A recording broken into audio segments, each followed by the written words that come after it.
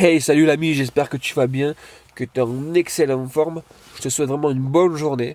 Aujourd'hui, je voulais te parler d'un sujet, sans forcément avec des astuces pratiques, pratico-pratiques, plus ma philosophie du chien, qui certainement va te permettre de remettre l'équilibre si tu en sens le besoin et si tu as vraiment envie d'offrir à ton chien la vie qui lui est digne, tu vois. Ça fait maintenant plusieurs années que je suis passionné par le chien, j'ai toujours aimé les chiens depuis ma tendre enfance. Et passé un temps où j'aimais le chien parce qu'il pourrait m'apporter, non pas parce qu'il l'était, ce qu'il était. Et au fur et à mesure que je travaille le chien, j'apprécie le chien non plus pour ce qu'il peut m'apporter, mais pour ce qu'il est, pour l'animal qu'il est. Qu'est-ce qu'il est pour moi, à mes yeux? Alors je ne vais pas rentrer dans des grands discours d'éthologue, mais pour moi le chien c'est un opportuniste. C'est un bel exemple d'adaptation. C'est un bel exemple de contentement. Un chien ça se contente, on lui donne tous les jours des croquettes, et il se plaint pas, tu vois, il se roule pas par terre pour avoir autre chose. Tu vois, j'ai des enfants, hier soir on avait du chou-fleur, ils n'étaient pas d'accord, ils voulaient pas goûter le chou-fleur. Donc il a fallu ruser pour pouvoir les faire goûter. Tu vois, le chien tu le proposes, il mange, tu vois. Alors je compare pas mes enfants, mais c'est remarquable cette capacité d'adaptation et le fait de se contenter. Un chien il est toujours partant. Voilà, il est toujours dans dynamique en général, à part quand il a des troubles, hein. Parce qu'il y a des chiens qui sont en dépression, peut-être. Ça existe. Et à partir de là, tu vois, on a commencé à mettre des mots. Ah ben finalement, le chien, il est mieux que l'homme. C'est mon meilleur ami. Il n'y a pas plus fidèle qu'un chien. Un chien est prêt à mourir pour son maître. Finalement, je pense que c'est des choses qui sont erronées. C'est une vision qui nous satisfait à nous. Et en fait, c'est là où je voulais en venir. Un chien n'est pas une thérapie, en quelque sorte. Il peut t'aider à avancer. Voilà, si tu es en difficulté, si tu es fatigué, si dans ta vie, tu as besoin d'un coup de boost, tu vois, d'une motivation supplémentaire pour pouvoir faire les choses de ta vie. Voilà, pour sortir, pour t'aider à t'aérer l'esprit, pour te redonner du baume au cœur. Parce que le fait de s'occuper d'un être vivant, ça fait toujours plaisir. Voilà. Mais à aucun moment, il faut compter sur lui pour combler ton vide intérieur. Et beaucoup de personnes, beaucoup de personnes, même les personnes qu'on s'étonne, même moi aussi, et d'autres personnes encore plus, ont besoin du chien. Le chien leur apporte une certaine satisfaction, une certaine reconnaissance, une certaine attention, une certaine dépendance à nous-mêmes, tu vois. Comme lorsque une femme et mes enfants pourraient partir, c'est pas ce qui est prévu pour l'instant, mais elle pourrait partir un jour, on sait jamais la vie, tu vois. Je pourrais arrêter de parler à mes parents, je pourrais arrêter de parler à mon frère, à mes amis, et toi c'est pareil, tu pourrais te retrouver seul dans ta situation, la vie elle va vite, on ne sait pas de quoi demain est fait, tu vois.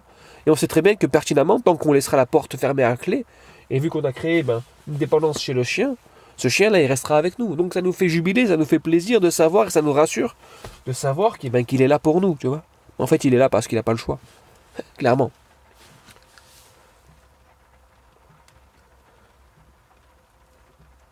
Et en fait, cette vision du chien, pour moi, elle peut être néfaste.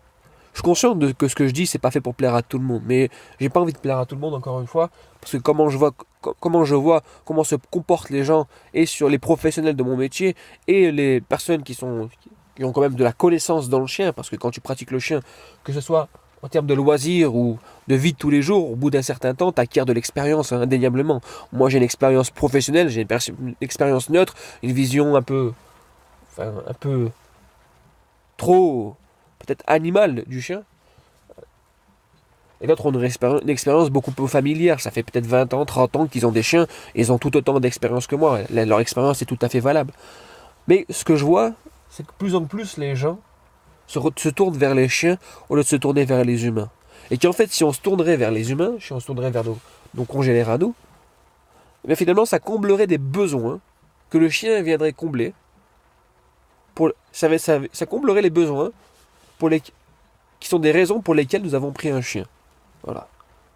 En fait, nous avons pris un chien en général, je parle bien en général, pour combler un besoin affectif et humain. Et je suis persuadé et intimement convaincu que si nous tournons vers nous, les humains, c'est pour ça que je fais ces vidéos, que je te parle à toi, c'est parce que j'ai envie de tourner vers les humains, pas forcément le chien. Le chien, il m'accompagne, le chien, c'est un compagnon en quelque sorte, mais pas un compagnon de route comme un frère d'armes ou je sais pas, un meilleur ami, ça n'a rien à voir, c'est un compagnon parce qu'il est collé à moi, en permanence.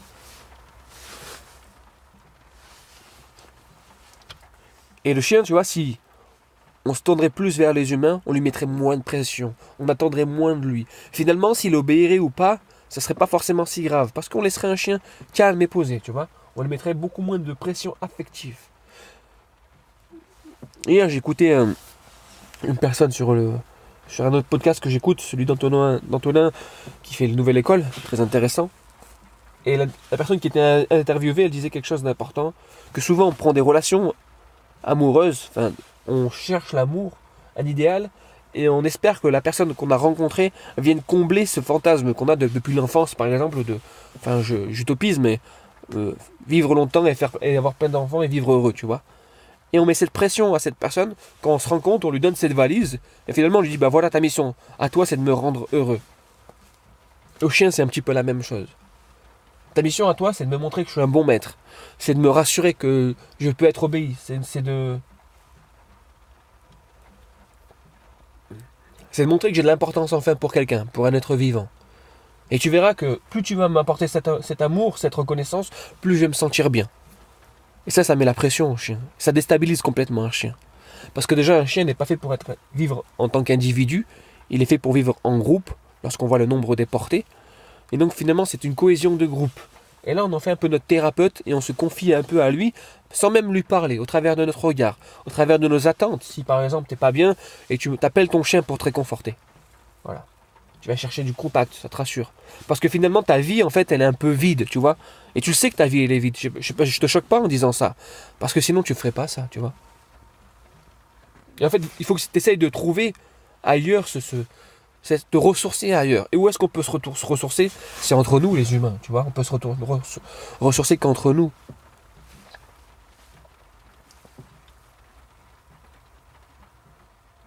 Parce qu'en fait, hier soir, j'étais chez un couple de personnes. Et en fait, la dame, elle a tellement mis d'affection envers son chien que le chien est devenu agressif envers son mari. Dès que son mari approche et essaie de contraindre le chien, hein, sans forcément physiquement ou quoi que ce soit.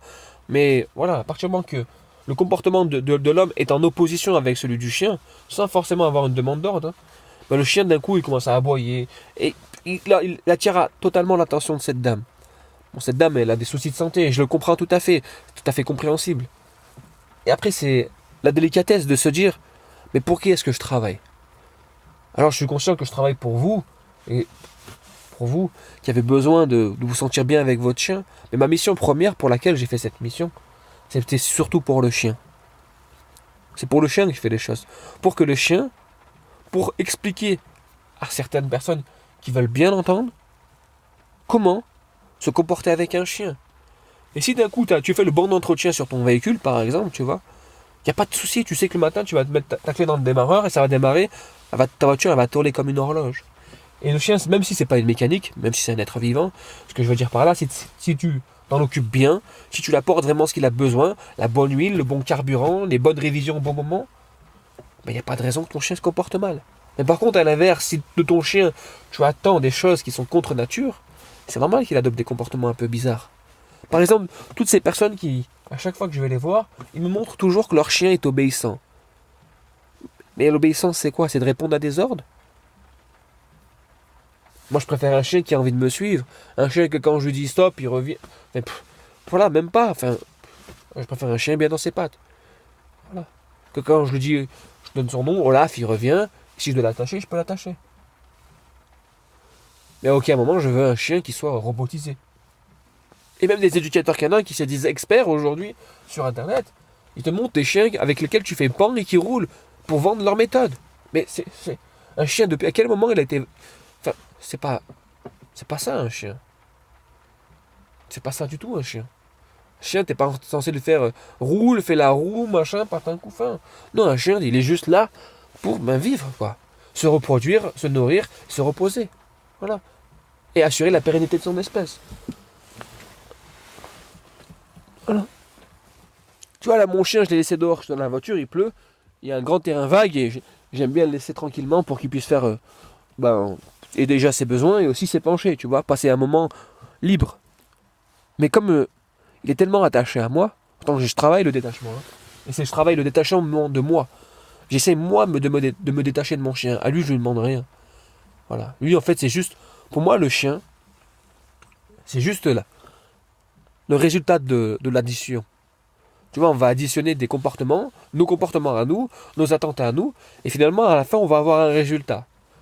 Le problème qu'on a, nous, en tant qu'humains, c'est qu'on regarde juste le résultat. Il n'y a que le résultat qui nous intéresse. Et si on a décidé d'avoir 100, un résultat de 100, voilà, et qu'on a 95, ben ça ne nous satisfait pas. On va râler parce que le résultat n'est pas bon.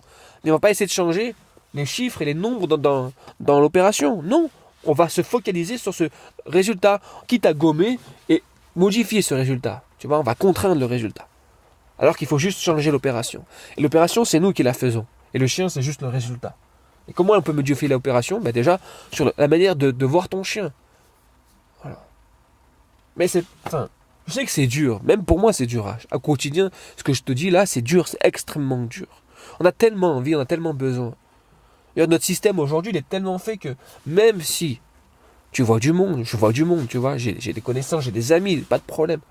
Mais on passe pratiquement déjà 8 heures au travail, enfermé derrière un bureau, sans vraiment de vraies relations. Enfin, au travail aujourd'hui, je ne suis pas en train de critiquer le monde salarial ou le monde de l'entreprise, mais on sait très bien que souvent on dit que par exemple le commerce est un monde de requins, que dans les bureaux les personnes sont là pour se tirer dans les pattes, s'ils peuvent écraser l'un pour monter sur l'autre. Voilà, tout ça c'est pas moi qui l'invente, c'est ce que je répète juste, tu vois. Et finalement on va chercher notre réconfort à la maison en rentrant avec notre chien, et on va se dire, ouais, en fait le chien il est mieux que les humains. Non, finalement c'est parce qu'on n'a pas choisi les bons humains. On ne s'est pas entouré des bonnes personnes. Et c'est un choix que nous faisons en tant que personne raisonnable, tu vois. Si tu veux être leader pour toi, et que ton chien ait envie de te suivre, parce que tu sais leader ta vie, tu sais diriger ta vie, et que le chien il comprend que tu es la personne qui dirige ta propre vie, qui dirige avec ton épouse, avec ton épouse ou ton époux, vous dirigez votre maisonnée et que tout va bien, le chien il aura envie de vous suivre. Mais s'il sent qu'il n'y a personne qui tient la barque, il va devoir la tenir la barque. Et donc si tu, en tant que leader, tu choisis tes connaissances, et que tu passes du temps de qualité avec les humains, tu auras moins d'attente envers ton chien et tu lui mettras moins la pression. Finalement, au travers de ces vidéos, de ces podcasts, de tout ce que je fais, il y a plus un message humanitaire qu'autre chose. Je suis conscient qu'on vit seul. Derrière notre smartphone et derrière nos centaines et milliers d'amis pour certaines personnes, sur les réseaux sociaux, on vit seul, tu vois. À tel point qu'on a rendu le chien accro à l'humain. Quand tu fais de l'hyperattachement, quand ton chien fait de l'hyperattachement, c'est une réponse, l'hyperattachement. C'est une réponse à tous tes besoins, toute l'attention que tu attends de lui et toute l'attention que tu lui donnes, tu vois, c'est la réponse de ça, l'hyperattachement. Et le pauvre, si ça va pas, qu'est-ce qu'on va lui... Il fait de l'hyperattachement, donc quand tu pars, il angoisse et tu vas le mettre dans une varicannelle. À tel point qu'aujourd'hui, moi je vois des éducateurs canins sur des vidéos, le show, le premier jour, la première chose qu'ils font, c'est qu'ils le mettent dans une varicannelle, dans une cage. Oh mec, en fait, ton métier, c'est pas de faire en sorte que ton chien soit bien. Et où tu vois dans la nature un chien qui vit dans une cage? Mais jamais. Pourtant, ça cohabite très bien. J'ai jamais vu de chien qui crée des dégâts outre mesure dans la nature, tu vois. Voilà, j'ai vu aucun chien errant attaquer une voiture ou une poubelle et la défoncer complètement. À part un sac poubelle, bien sûr, pour se nourrir. Mais j'ai jamais vu un chien errant détériorer un habitat. Ou même les infrastructures urbaines. Non, j'ai vu que des humains faire ça, moi. Jamais un chien. Mais par contre, un chien, quand il vit en compagnie d'humains, et que les humains se comportent un peu bizarrement envers lui, là, d'un coup, le chien commence à avoir des comportements destructeurs. Ouais, c'est des réponses au stress qu'on lui met. Alors, il y a plein de raisons à celle-là. Il n'y a pas que celle-là, il y en a d'autres. Mais c'est pour te dire que, tu vois, ton chien, c'est pas une thérapie. Il n'est pas là pour te glorifier. Quand je vois qu'il y a des gens qui prennent des chiens par effet de mode pour pouvoir attirer du monde sur leur page Facebook ou faire du buzz, parce que c'est un chien à la mode, et mec, t'as rien compris, quoi. Enfin bon. C'est pour ça que je me suis cantonné à avoir qu'un seul chien. Et là, je suis en train de voir pour montrer une petite microstructure, un truc sympathique, où je vais essayer de récupérer des chiens, les travailler, faire des choses, enfin les travailler. Tu vois, c'est des mots, c'est du conditionnement. C'est travailler sur moi pour qu'eux puissent leur donner l'espace nécessaire pour qu'ils puissent eux-mêmes se remettre bien dans leurs pattes, tu vois. En fait, le chien, si tu le laisses tout seul, il va se réhabiliter tout seul, il n'y a pas besoin de l'humain. Et nous, on est juste là, finalement, à lui présenter les bonnes situations pour qu'il se fasse ses propres expériences et d'un coup, tout redevienne plus ou moins normal. Sans la contrainte. Et pour ça, il faut du temps. Il faut des personnes et des humains qui soient sensibles à ça et qui soient prêts à attendre et soient patients avec leur chien. Aujourd'hui, il n'y a aucune méthode qui marche. Vraiment. La seule méthode qui marche vraiment, c'est de laisser le chien se faire par lui-même. Et nous, à lui proposer un environnement pour qu'il ait les bonnes expériences. Voilà, c'est ça être un leader. Pour moi, un leader, c'est un bon chef d'entreprise, un bon chef d'équipe. C'est une personne qui met ses ouvriers, qui met ses employés dans les bonnes conditions pour leur travail, pour qu'ils puissent faire de bonnes expériences et surtout qu'ils n'aient pas la pression du résultat, pour qu'ils puissent s'épanouir, être créatifs et proposer des idées et avancer quand c'est nécessaire. Le chien, c'est un petit peu pareil, tu vois.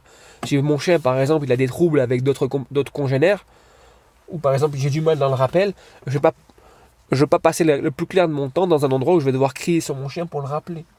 Je vais passer, par exemple, une après-midi ou deux dans une grand terrain vague où je sais qu'il n'y aura personne, parce qu'il y a des endroits où il n'y a personne aujourd'hui en France, il y a des endroits qui sont totalement déserts, parce que les personnes préfèrent être dans les magasins que dans les grandes étendues naturelles. Et là, je vais laisser mon chien revenir à moi tranquillement. Et à chaque fois qu'il va revenir, je vais le féliciter. Voilà. Ou dès qu'il est au loin, je vais essayer de l'appeler. Et voilà. Et dès qu'il revient, je vais lui mettre une caresse. Enfin, il y a plein de choses pour appeler le rappel. Tu vois, on me dit, oh, mais je comprends pas, mon chien, il vient au rappel. Et moi, quand je vais les voir, ces personnes, leur chien, il vient au rappel. Pourquoi? Parce qu'ils ont compris que quand moi je les rappelais, il n'y avait pas de problème. Et que s'ils revenaient pas tout de suite, à l'instant T, c'était pas un problème. Mais qu'en fait, si tu es pressé dans ta vie de tous les jours, c'est à cause de toi que tu mets la pression à ton chien, tu voudrais qu'il revienne tout de suite, mais lui, il n'a rien demandé. Lui, il part pas au travail, lui. Tu vois? Il n'est pas conscient de tout ça. Il se dit pas, ouais, c'est le moment d'y aller, là. Il se dit pas, c'est l'heure, il est 17h35, il faut y aller. Ça va, loulou? Mais pareil, c'est des attentes. Je veux être sûr que mon chien, parce que j'ai peur, je veux être sûr que mon chien revienne au rappel, parce qu'on sait jamais. Voilà. Tu vois, il y a un truc qui est bizarre. Mon chien, il vient de monter dans le coffre de ma voiture parce qu'il est ouvert. Et ça fait peut-être un mois que j'ai pas pris de jouet. Et comme je suis pas avec lui, et qu'il s'ennuie de moi, il a pris son jouet et il joue avec. Et que quand je suis avec lui dehors, il joue pas avec son jouet. Qu'est-ce que ça veut dire? Je sais pas trop, tu vois. Je sais pas trop ce que ça veut dire tout ça. Parce qu'un chien, c'est pas fait pour jouer. Ouais, à aucun moment, il va prendre sa voiture, il n'a pas de voiture, mais tu vois le principe. Il va s'acheter un Kong et se dire, plus tard, moi, comme nous, on s'achèterait une Xbox, une PS4, une PlayStation ou je ne sais quoi, tu vois. Ou est-ce qu'on va s'acheter un vélo? Non, un chien, ça erre, ça respire, ça s'épanche, ça court, ça saute, ça vit, quoi. Mais ça n'a pas besoin de jouer pour tout ça. C'est nous qui avons créé tout ça. Enfin, je pourrais t'expliquer dans d'autres vidéos pourquoi le jeu, pour moi, je trouve ça une aberration. Mais c'est juste encore c'est un côté humain. J'ai l'impression de passer du temps de qualité avec mon chien, ça me fait plaisir. Alors qu'il n'y a pas besoin. Juste la présence d'un chien, ça nous fait du bien. Et donc voilà, je voulais encore enfoncer le clou en disant, ouais, ton chien, c'est pas une thérapie. N'attends rien de ton chien. Ton chien n'est pas là pour te combler. Et tu verras que le jour où tu vas pouvoir t'émanciper de ton chien, ton chien sera beaucoup plus calme, il sera beaucoup plus posé. Et finalement, il sera beaucoup plus proche de toi. Je te souhaite vraiment une excellente fin de journée. Je te dis à très vite. Ciao.